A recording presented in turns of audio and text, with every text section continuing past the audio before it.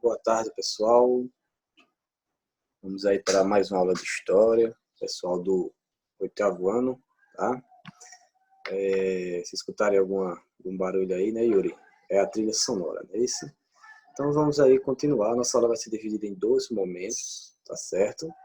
Primeiro vamos corrigir as atividades e logo em seguida vamos dar continuidade ao assunto. Bem rapidinho, tá? Eu já coloquei aqui, tá? As respostas de alguns, tá certo? E outras a gente vai já revisando o assunto que vimos na outra aula, tá? Lá na página 3, tá? Tem 2 questões, tá certo? Objetivas, tá? Então, o que era que defendiam os enciclopedistas, né? Eles defendiam o quê? Tá? Eles defendiam um pensamento revolucionário, por isso que eles organizaram, na realidade, todas aquelas coletâneas de livros, de ideias, né, de artigos sobre os filósofos. Então, seria aí a letra C, na realidade. Tá? A questão 2, você vai dizer uma característica do mercantilismo e do liberalismo. Qual seria? Mercantilismo. A gente poderia dizer vários, né? Mas aí seria metalismo, tá? E liberalismo, liberdade econômica, liberdade política, no caso seria a letra E, certo? Lá na página 5, tá? Temos aí interpretando documentos, tá? Questão: de que maneira a coroa portuguesa exercia o controle sobre a colônia, tá? E controle sobre na alfândega, né? Todo o produto que chegava passava por uma inspeção, passava por uma investigação, tá certo?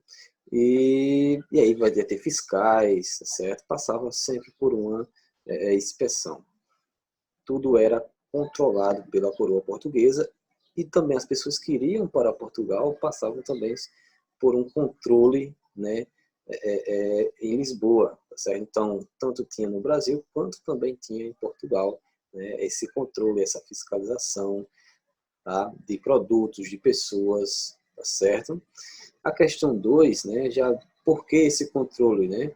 Porque era um mecanismo de poder, tá? Portugal impunha sobre a colônia esse mecanismo de poder.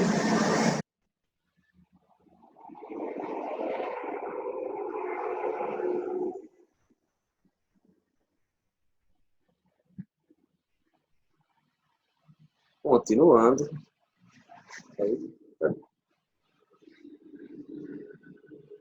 misericórdia. Continuando, então a 2 a resposta seria essa, né? Para Portugal isso era um mecanismo de poder, né? Era uma forma de subordinar a colônia aos seus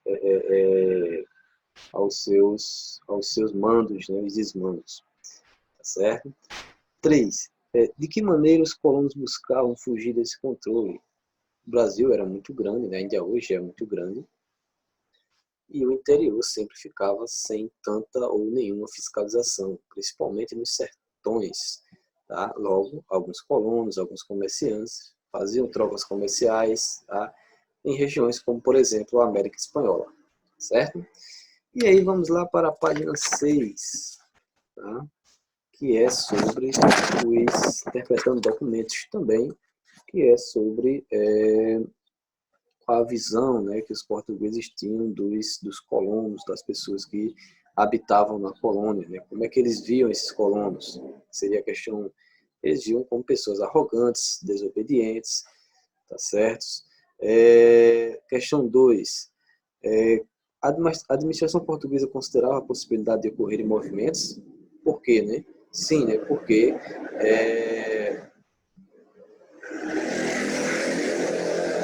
hoje está demais. Então, achavam, né, que essas revoltas poderiam ocorrer por causa de sua desobediência, né? Você já viu uma perspectiva de medo, né, que houvesse essas revoltas nessa região, revoltas populares contra a metrópole, contra o domínio de Portugal, certo? E aí vamos para a nossa última atividade, lá na página... Aliás, não é a última, né?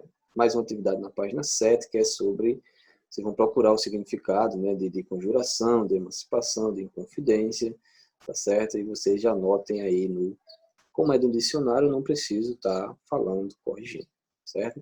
Já a questão 2, qual a diferença, né, entre o termo conjuração e inconfidência, né? Inconfidência era utilizado, como já havia falado, pela coroa portuguesa para desacreditar os revoltosos, né? Levando a crer que eles eram traidores, certo? Já a conjuração já é uma visão mais dos revoltosos, né? Quer dizer que o movimento ele foi organizado politicamente, que ele tinha um objetivo, né, que era contra a coroa portuguesa, tá certo? E a B, esse movimento queria, claro, se libertar do controle metropolitano, tá certo? Nossa última atividade, lá na página 10, tá? Lá na página 10, como são escolhidos os feriados no Brasil? Né? São datas em que são comemorados acontecimentos de ordem cultural, histórica ou social. Tá? E aí você pode ver também na sua cidade, né, Araruna, a emancipação política de Araruna é um feriado municipal, é um feriado histórico, né, social, certo? Podem ser nacionais, municipais ou estaduais, podem ser civis, tá? Como, por exemplo, o 7 de setembro, pode ser religioso, como o Natal, como a Semana Santa, certo? O 21 de abril vai ser criado em 1890, né? E o contexto vai ser a proclamação da República, tá certo? E por que ele foi criado, né? A ideia era o quê? Mostrar que Tiradentes sofreu punições por participar de um movimento republicano que, dentro desse contexto de proclamação da República, se assemelhava, tá? Era defendido pelos proclamadores, e se pretendia criar o quê? Um sentimento de unidade entre os brasileiros, proclamação da República, ou seja, a população teria que apoiar esse movimento, certo? Ou seja, por isso que criaram esse, em torno de Tiradentes, né, a ideia de um herói, tá, que havia morrido pela emancipação, certo? Então, essa é a nossa primeira parte da aula, né, as correções dessas atividades, certo? Agora passamos para o segundo momento, que é a continuação do conteúdo sobre a conjuração baiana. Lembrando, foram dois movimentos, Confidência Mineira, Minas Gerais, Conjuração Baiana, agora Bahia, tá certo? E a Conjuração Baiana vai acontecer em 1798, né, 9 anos depois, né, da Conjuração Mineira, tá certo? Então vamos ver aqui o contexto, depois algumas características, o desfecho e diferenças e semelhanças entre uma revolta e outra, tá certo? Então qual o contexto naquele momento lá no Nordeste, né? Queda na produção do açúcar, né? Lembrando, produção do ouro, né? Extração do ouro estava em alta, o abandono, né, da coroa portuguesa no Nordeste, a concorrência com o açúcar holandês, lembra da invasão holandesa no Brasil, tá? Da União Ibérica, certo? A transferência, né, do eixo de produção de açúcar da América do Nordeste para as Antilhas, tá? Então tinha toda essa questão. Ela é chamada também de conjura baiana ou revolta dos alfaiates, porque tinha muitos artesãos, tá certo? Vai ser uma revolta popular, e aí já vemos uma diferença entre a conjuração mineira, tá?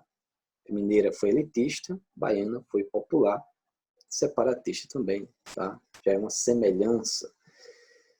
Vai ser influenciado pelas ideias iluministas, pela Revolução Francesa, pela independência dos Estados Unidos e também pela Conjuração Mineira.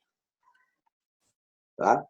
Quais vão ser as causas, né? Como já iniciei, né, dizendo, por exemplo, a crise econômica do açúcar. Causas: crise econômica, né, essa questão da falta de produção, de venda do açúcar, tá? A mudança da capital em 1763, como teve a descoberta do ouro, vai ter também uma mudança da capital, né? Portugal queria ficar mais perto da região da extração do ouro, certo? Então a mudança vai sair de Salvador, vai para a Bahia, tá certo? Altos impostos, né, escassez de alimentos, concorrência, por exemplo, entre comerciantes portugueses e comerciantes brasileiros.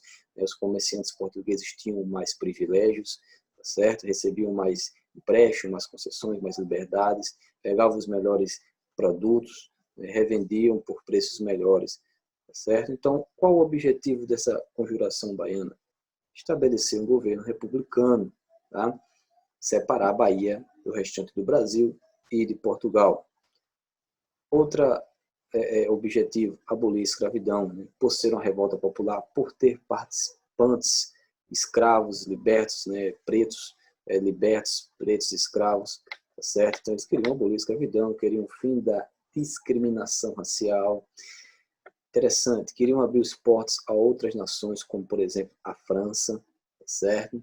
Aumento salarial e, claro, diminuir também os impostos, certo? Os integrantes vão ser comerciantes, artesãos, pretos escravos e libertos, membros dos corpos de ordenança, né, de baixa patente, alguns militares, tá? E também vai ter alfaiates, vai ser uma revolta muito diversificada, muito popular. O desfecho, tá? Esses revoltosos, eles vão se precipitar, porque eles vão começar a colar panfletos, tá? Inclusive tem um aí na página 11, tá? Mas eu peguei a parte de um outro, né, que dizia assim: animai-vos, povo baiense, que está por chegar o tempo feliz das nossas vidas, o tempo em que seremos todos irmãos, o tempo em que seremos todos iguais. Então, a coroa portuguesa começa a perceber que existe uma movimentação, faz investigações, se infiltram no movimento, vão descobrir os principais líderes, suas propostas, suas ações, tá? Rapidamente vai prender essas pessoas, vai julgar, vai condenar, todos os pretos vão ser mortos, tá certo? E aí já percebemos uma diferença, né? Pretos e pobres vão ser mortos, vão ser condenados à morte. Comerciantes que eram brancos vão ser condenados à prisão, vão sofrer degredo, né? Vão para outras regiões, trabalhos forçados, tá certo? Mas os pretos vão ser todos condenados à morte. Percebemos aí uma diferença. Por exemplo, na Conjuração Mineira vão ser 3 anos de investigação. Na Conjuração Baiana não. Rapidamente vai se ter, né, um julgamento, tá certo? E aí, com tudo que eu falei, né, sobre a Conjuração Baiana e antes sobre a Conjuração Mineira, quais as diferenças e semelhanças entre a Conjuração Mineira e Baiana? Aí vocês já vão deixando aqui no chat, né? Vocês já vão respondendo aqui no chat, né? E aí a gente já vai, dê uma pausa no vídeo, responde no chat e eu já respondo, tá? Por exemplo, diferença. A Conjuração Mineira era elitista, a Conjuração Baiana ela era popular, tá certo? Outra diferença, a principal diferença, a Conjuração Mineira não queria o fim da escravidão. Tá? A Conjuração Baiana queria tanto o fim da escravidão como o fim da discriminação, o fim do preconceito. Tá bom? Uma semelhança, queriam a separação, queriam a emancipação, tanto de Minas como da Bahia. Certo? Então, respondido. Certo? Então, essa foi nossa aula.